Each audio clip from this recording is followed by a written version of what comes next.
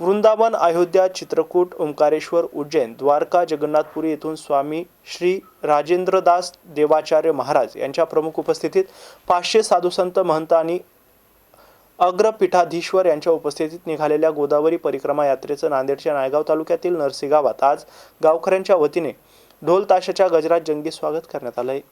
या गोदावरी परिक्रमा अनुषंगाने येथील बालाजी मंदिराच्या पद्मावती मंगल कार्यालयात श्री राजेंद्र दास देवाचार्य महाराज यांचे आशीर्वचन झाले।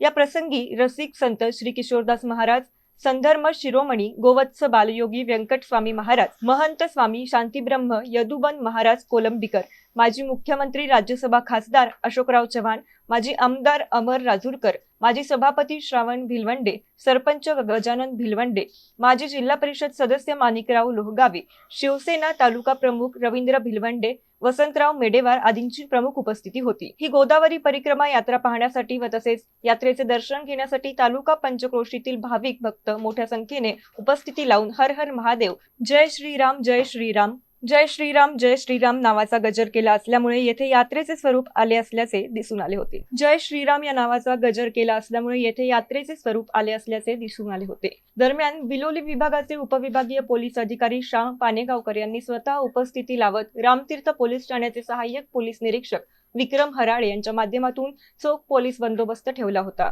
Gangadhar Gangasagare, MCN news, Naigaon, Nanded.